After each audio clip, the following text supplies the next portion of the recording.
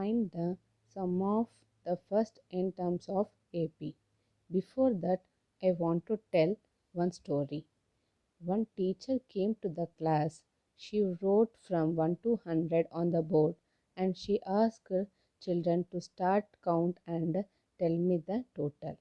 Every children started counting numbers. That is 1 plus 2 is 3, 3 plus 3 is equal to 6, 6 plus 4 is equal to 10, like that. But in the class, one student stand up and says that the total is 5050. The teacher could not understand how student had calculated the sum so quickly. But the 8 years old boy pointed out that the problem was actually quite simple. The boy is Friedrich Gauss. He solved this problem. Now we will discuss the trick what Gauss used to solve this problem. Find the sum of first 100 natural numbers. That means 1 to 100. Here s is equal to 1 plus 2 plus 3 plus so on 99 plus 100. Now Gauss what he actually used the trick means he reverses the number and he rewrite that numbers. That means rewrite the terms in reverse order. That is equal to s is equal to 100 plus 99 plus 98 so on 2 plus 1. Now he added these two equations. That means s plus s is 2s. Here 1 plus 100 is 101 plus 2 plus 99 is 101 plus 3 plus 98 is 101 so on 99 plus 2 is 101 plus 100 plus 1 is 101. Now see how many terms are there here. 100. Now 2s is equal to 101 into 100. Now s is equal to 101 into 100 by 2. 2 ones are 2 50s are. Now s is equal to 101 into 50 is 5050. Now that boy, that means Gauss used this trick to solve the sum of 1 to 100 numbers. Sum of first 100 natural numbers. Now we will find out the sum of first n terms of arithmetic progression formula. See here, to find the sum of first n terms of arithmetic progression, first we write down the general form of arithmetic progression, that is a comma a plus d comma a plus 2d comma so on a plus n. Here let s denote the sum of first n terms of arithmetic progression and the nth term of this arithmetic progression is a plus n minus 1 into d. This we know. Now we have s is equal to a plus d plus a plus 2d so on a plus n minus 1 into d. That means we are adding all these terms. Now rewrite the terms in reverse order. See here, this order we are rewriting in reverse order. That means first terms become last term and last term becomes first term.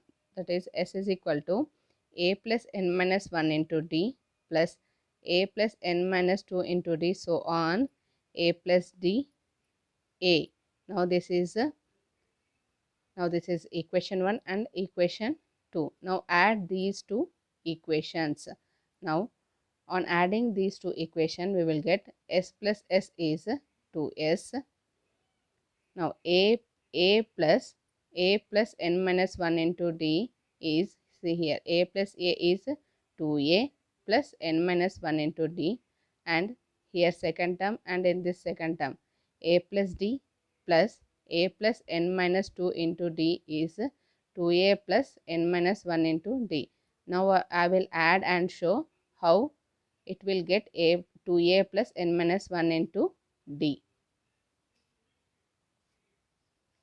See here, a plus d plus a plus n minus 2 into d. See, a plus d plus a plus n into d is nd minus 2 into d is 2d.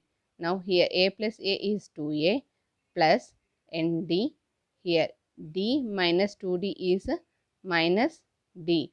Now 2a plus here d is common. We are taking d outside.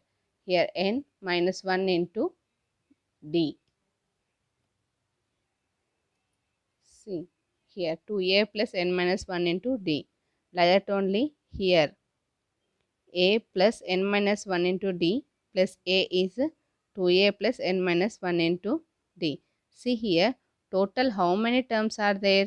Here n terms are there. That's why here 2s is equal to n into 2a plus n minus 1 into d.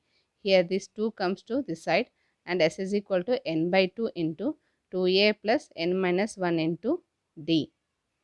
Now this is the sum of first n terms of arithmetic progression formula.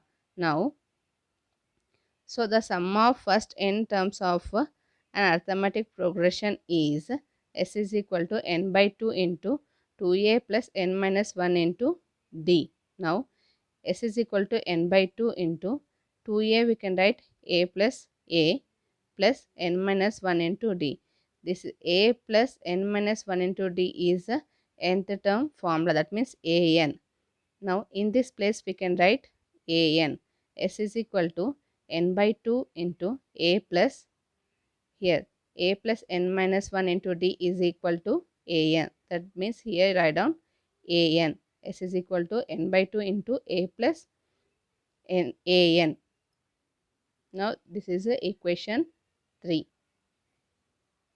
Now if there are only n terms in an arithmetic progression, then an is equal to L. That means last term. The last term. This L means last term. From equation 3, S is equal to n by 2 plus a, n by 2 into a plus L.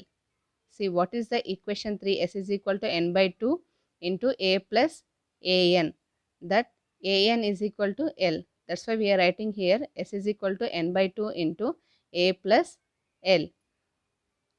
This form of the result is useful when the first and the last term of an arithmetic progression are given and the common difference is not given. When the first and last term are given and the common difference is not given, in that case we will use this formula. S is equal to n by 2 into a plus L.